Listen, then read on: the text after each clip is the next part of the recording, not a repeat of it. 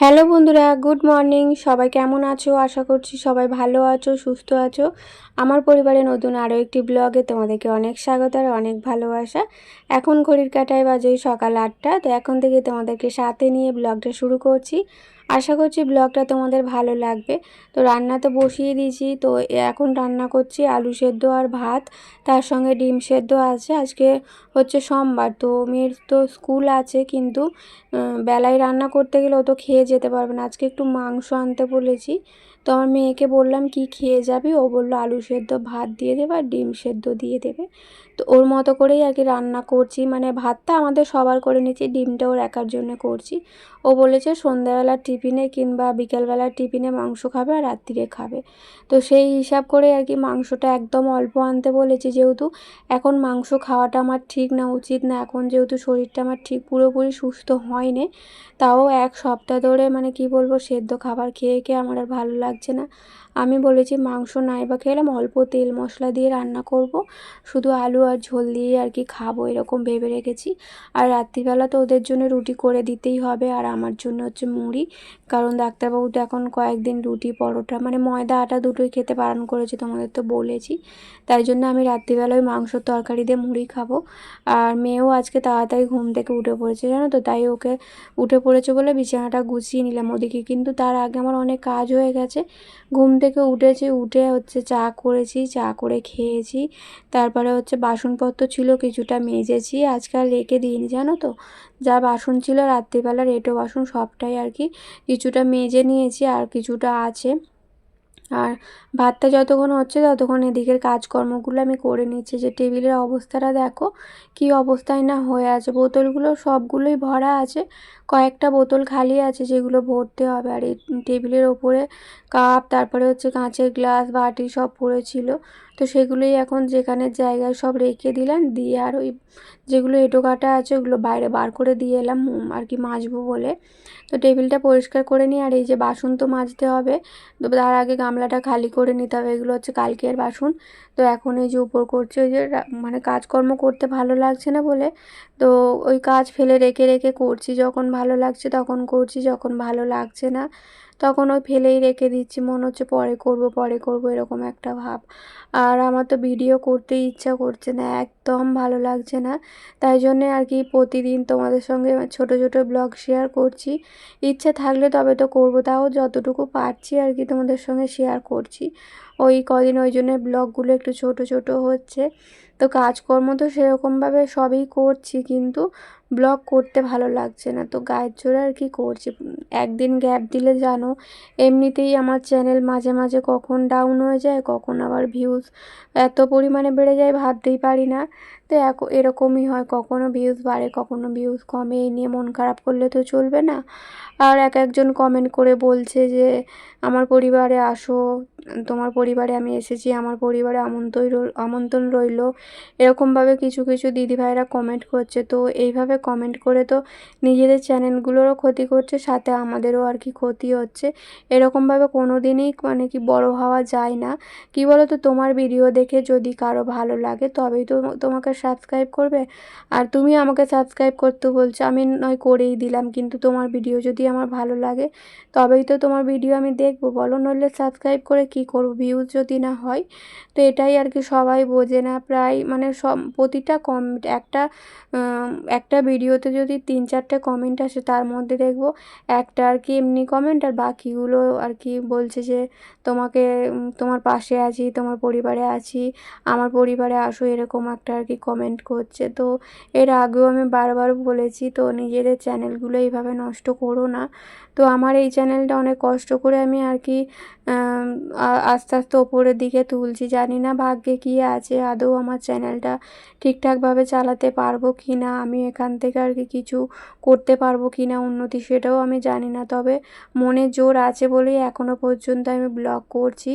আমার কিন্তু ইউটিউবে জার্নিটা এই কয়েক মাস না, আমার প্রায় 2-3 বছর হয়ে গেল, কিন্তু আমি আগে তো সবটা জানতাম না ইউটিউবের ব্যাপারে, তাই আর কি আগের চ্যানেলগুলো সব বন্ধ করে দিয়েছি। অনেক ভুল করেছি, সেই কারণে আগের চ্যানেলগুলো আমার কোনো রকম ভিডিওতে ভিউস আসতো না, তাই জন্য বন্ধ করে দিই। এটার প্রতি এটা একটা খুলেছি নতুন চ্যানেল। তো এটা আমি একদম মন দিয়ে কাজ করছি, তবে প্রথম দিকে একটু ভুল হয়ে গিয়েছিলো, ওই যে কাজের জন্য সময় পাচ্ছিলাম না, তো একদিন ছাড়া ব্লগ দিচ্ছিলাম। তারপরে নিজের মনে হলো না একদিন ছাড়া ব্লগ দিলে হয়তো আমার চ্যানেলটা দাঁড় করাতে আমি পারবো না, তাই প্রত্যেক দিন যতই কষ্ট হোক যাই হোক প্রতিদিন তোমাদের সঙ্গে ভিডিও দেওয়ার চেষ্টা করি, যতই শরীর খারাপ হোক। হ্যাঁ, মাঝে মধ্যে যখন আর পারি না তখন এক একদিন হয়তো গ্যাপ হয়ে যায়, কিন্তু সব সময় চেষ্টা করি তোমাদেরকে একটা করে নতুন ব্লগ শেয়ার করার। তো যাই হোক, তোমাদের সঙ্গে গল্প করতে করতে তো অনেক কাজই হয়ে গেল। এই যে ঘর ঝাড়ু দেওয়া হয়ে গেল, এখন এই যে ঘরটা মুছে নেব, দালানটা মুছবো। তো ওদিকে ভাত আমার হয়ে গেছে সকালবেলায়, মেয়ে তো খেয়ে স্কুলে যাবে তাই জন্য সকালবেলা ভাতটা করে নিয়েছি। তো ওকে খেতে দেবো, তার আগে ভাবলাম ঘরটা মুছে দিই, মুছে দিলে তাহলে ঘরটা আর বাসি ঘর আর কি, তাই জন্যে আগে মুছে নিলাম। মুছে নিয়ে তারপরে ওকে ভাত খেতে দেবো। আর আমি ওই টিফিনে একটু চিড়ে ভাজা খেয়ে নেবো, চিড়ে ভাজা আর মুড়ি ছাড়া আর তো কিছু খাওয়া যাবে না। তাই সকালবেলায় আমার টিফিন খাওয়ার একটু সমস্যা হয়ে গেছে। আগে আগে তো আমি টিফিন করতাম না, একবারে দুপুরের ভাত খেয়ে নিতাম, কিন্তু এখন তো আর সেটা করলে হবে না। এখন যেহেতু সকালবেলা 5-6 রকমের ওষুধ আমাকে খেতে হয়, সেই কারণে টিফিনটা আগে আমাকে করতে হয়। ওই কী খাবো না খাবো ভেবেই পাই না সকালবেলা। আজকে একটু ভাবছি চিড়ে ভাজা খেয়ে নেবো, তাহলে হয়ে যাবে। চিড়ে ভাজা খেয়ে ওষুধটা খাবো, আর যদি খিদে পাই তাড়াতাড়ি একটু ভাত খেয়ে নেবো, এরকমই একটু ভাবনা চিন্তা করে রেখেছি। জানি না, আর না চিড়ে ভাজা চাল ভাজা এগুলো আর খেতে ইচ্ছা করছে না। সেই সোমবার থেকে একভাবে খেয়ে যাচ্ছি, রাত্রিবেলাও চিড়ে খাচ্ছি, সকালের টিফিনেও চিড়ে খাচ্ছি। তো এই 2 দিন হলো একদিন মুড়ি খেয়েছি আর একদিন ভাত খেয়েছি। তো এই যে দেখো কয়েকটা সবজি বাজার হাজব্যান্ড নিয়ে এসছে, বেশি কিছু আনতে বারণ করেছি, কারণ আমি তো শুক্রবারে চলে যাব মায়ের ওখানে। তো আর এই কয়েকটা দিনের জন্য বেশি বাজার করতে বারণ করেছি, আর বাজার তো আছে কিছুটা, তাই ওই নিয়ে এসছে। একটু পটল এনেছে, একটু ঢ্যাঁড়স এনেছে, আর এনেছে তোমাদেরকে একটু পরে দেখাচ্ছি আর কি কি এনেছে। তো আগে সবজিটা একটু কেটে নিই। তো আজকে তো ওই বললাম মাংস রান্না করব, আর হচ্ছে একটু কাঁকরোল ভাজবো।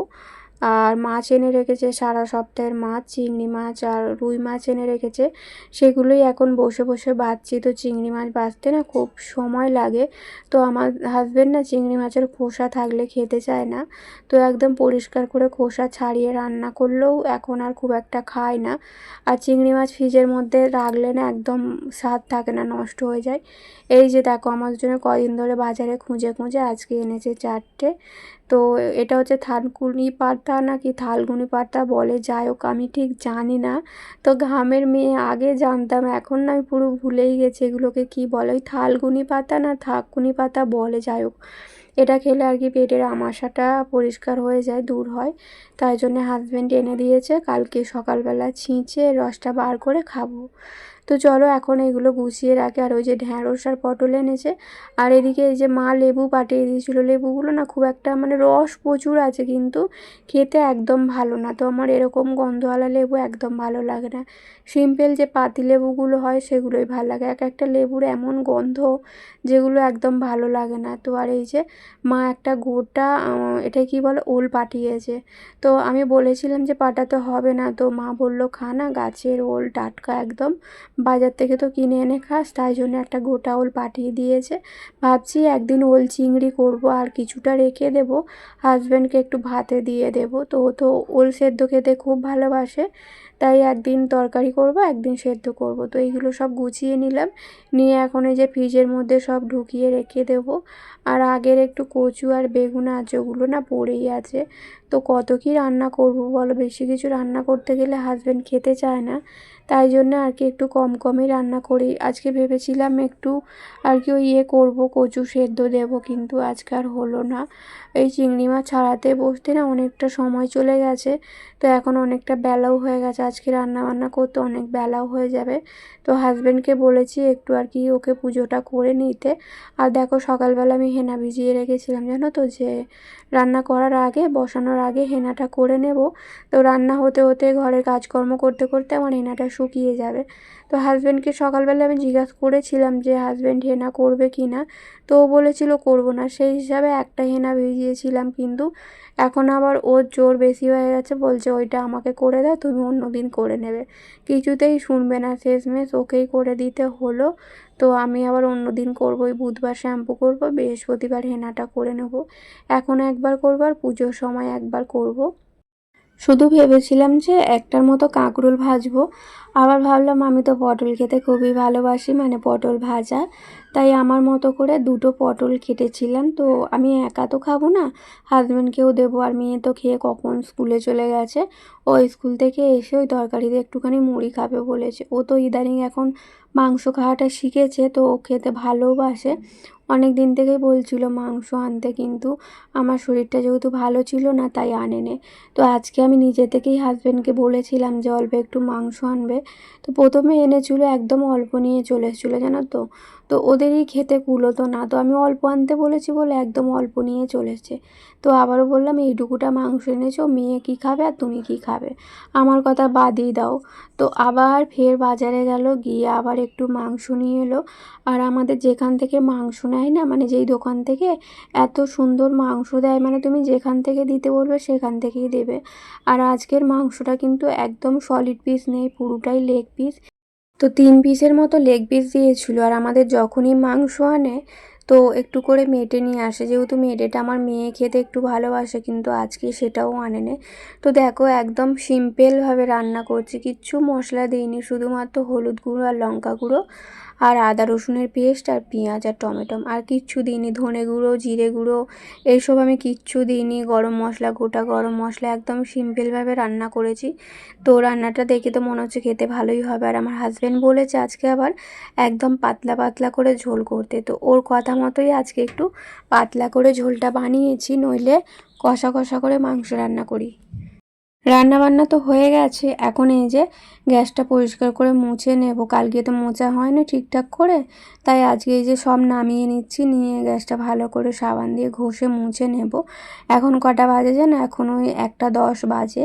তো হাজব্যান্ড ওদিকে চান করে পুজো করছে, আর আমি এদিকে এই যে রান্না বান্না করছি। তো আমি করব বলে জানো তো ভেবেছিলাম যে তাড়াতাড়ি রান্নাটা হয়ে যাবে, পুজোটা আমি করব, কিন্তু এদিকে যে দেখছি যে মাংস সেদ্ধ হয়ে ভেঙে গেছে, কিন্তু আলু সেদ্ধ হচ্ছে না।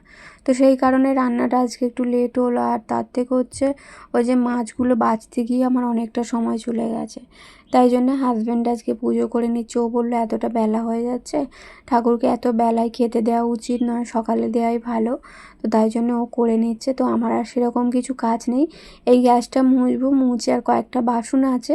তো রান্না হলো যে কটা বাসন, সেই বাসনগুলো আছে ওগুলো মেজে নিয়ে চান করে খেয়ে নেবো। আজকে খেতেও বেলা হবে, এখন যেহেতু 1:10-15 হয়ে গেছে, বাসনপত্র মাজবো আর করবো। এই গ্যাসটা পরিষ্কার করতে করতে প্রায় 1:30 1:45 মতো বেজে গিয়েছিলো। তারপরে চান করে খেতে খেতে আমাদের 2:10 2:15 মতো হয়ে গিয়েছিলো। যাই হোক, মাঝে মাঝে এক একটা দিন এরকম বেলাই হয়। আর কি বলো তো, হাতের কাজ তো নেই, তাই আর কোনো রকম তাড়াহুড়োও নেই, আস্তে আস্তে ঘরের কাজগুলো করছি। তবে হাতের কাজ তো আনবো, তোমাদের বললাম রান্না পুজো বাদ আনবো।